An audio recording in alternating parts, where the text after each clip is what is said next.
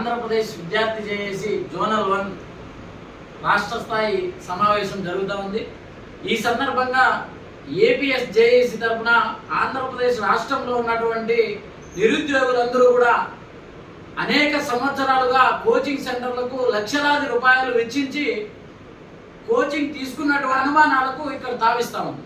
ప్రధానంగా అందులో ఏంటంటే క్లియర్గా గ్రూప్ 2, 3, 4లో అక్కడ ఉన్నటువంటి క్లాస్ క్లియర్గా చెప్తా ఉంది. ఏమనంటే ఎవరైతే అభ్యర్థి ఉంటారో ఆ అభ్యర్థికి ఆ డీటెయిల్స్ ఎన్ని మార్క్స్ వచ్చాయి, ఎన్ని కట్ ఆఫ్ పెట్టారు, ఏంది అనేటటువంటిది పూర్తిగా వివరాలు తెలపకుండా కేవలం సెలెక్టెడ్ లిస్ట్ పెడుతున్నారు.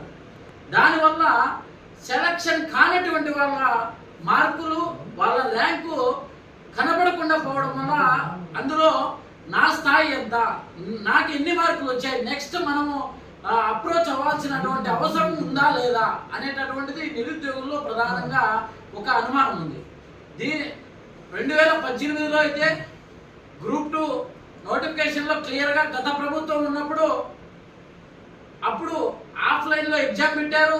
మార్కులు ఎంత, కట్ ఆఫ్ ఎంత, దీన్ని బట్టి బేస్ చేసుకొని బయోమెట్రిక్ సిస్టమ్ కూడా పెట్టారు. అప్పుడు అదే సందర్భంలోనే 2022 అంటే 23 ఎలక్షన్స్ కంటే ముందు ప్రభుత్వం గ్రూప్ 2 నోటిఫికేషన్ ఇచ్చింది. ఈ సందర్భంలోనే అంతలోనే ఎలక్షన్స్ వచ్చాయి. తర్వాత మళ్ళీ కూడా దీనికి క్లియర్గా కూడా ఢిల్లీ హైకోర్టు కూడా క్లియర్గా ఇచ్చింది. ఏమని ఇచ్చిందంటే ఖచ్చితంగా ఆ అభ్యర్థికి ఎన్ని మార్క్స్ వచ్చాయి, ఏ సెక్షన్లో ఎన్ని మార్క్స్ వచ్చాయి, ఏంది అనేటటువంటిది ట్రాన్స్పరెంట్గా ఖచ్చితంగా చూడాల్సిందే అనేటటువంటిది దీని మీద హైకోర్టు ఉత్తర్వులు కూడా ఇచ్చింది. ఆ సందర్భంలోనే ఆ హైకోర్టు ఉత్తర్వులను బేస్ చేసుకొని తెలంగాణలో గ్రూప్ 2 నోటిఫికేషన్ కూడా రద్దు చేసి తిరిగి మళ్ళీ కూడా నోటిఫికేషన్ తెలంగాణలో ఇచ్చారు క్లియర్గా. అదే సందర్భంలోనే ఆంధ్రప్రదేశ్ రాష్ట్రంలో కూడా అప్పుడు మా ప్రతిపక్షంలో ఉన్నటువంటి చంద్రబాబు నాయుడు గారు ఖచ్చితంగా క్లియర్గా దాని మీద టీడీపీ ఎమ్మెల్సీలు వాళ్ళందరూ కూడా స్పందించి మేము అధికారంలోకి రాగానే మేము ఆ నోటిఫికేషన్ రద్దు చేస్తాం, దీని మీద మాకు పలు అనుమానాలు ఉన్నాయి, మేము రద్దు చేసి కొత్తగా నోటిఫికేషన్ ఇస్తాం, ఖచ్చితంగా నిరుద్యోగులకు న్యాయం చేస్తామని చెప్పి క్లియర్గా మాట ఇచ్చారు.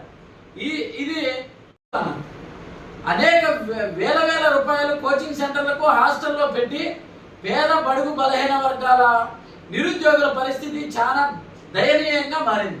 కాబట్టి వెంటనే సెలక్షన్ లిస్టు కాకుండా ఏదైతే హైకోర్టు ఉత్తర్వులు ఉన్నాయో, చట్టబద్ధంగా ఏదైతే ఉందో, న్యాయబద్ధంగా ఏదైతే ఉందో, ఎవరైతే అభ్యర్థులు రాశారో వారి మార్కులను ట్రాన్స్పరెంట్గా ఖచ్చితంగా ఆన్లైన్లో పెట్టాలి. వాళ్ళ ఓఎంఆర్ సీట్, వాళ్ళకి వచ్చినటువంటి మార్కులు, వాళ్ళ రిజర్వేషన్ కేటగిరీ, వాళ్ళ హాల్ టికెట్స్ ఖచ్చితంగా చట్టబద్ధంగా న్యాయబద్ధంగా ఆన్లైన్లో రిజల్ట్స్ పెట్టాలి. అటువంటి లేని పరిస్థితుల్లో ఇప్పుడు ఏదైతే నోటిఫికేషన్ ఉందో ఆ నోటిఫికేషన్ రద్దు చేసి మళ్ళీ తిరిగి ఒక నోటిఫికేషన్ ఇస్తే పక్షంలో గత ప్రభుత్వం ఏదైతే తప్పు చేసిందో అదే తప్పును తిరిగి టీడీపీ ప్రభుత్వం చేస్తుందని చెప్పి కూడా మేము ఏపీ స్టూడెంట్ జేఏసీ తరఫున తెలియజేస్తా ఉన్నాం. ఇదే విధంగానే మంత్రి, పోలీస్ ఎవరైతే ప్రభుత్వ ఉద్యోగాలకు అప్లై చేస్తున్నారో, ఎవరైతే ఆస్పిరెంట్స్ ఉన్నారో వాళ్ళందరూ కూడా మేము ఆంధ్రప్రదేశ్ విద్యార్థి జేఏసీ తరఫున న్యాయం చేయడానికి మేము సిద్ధంగా ఉన్నాం.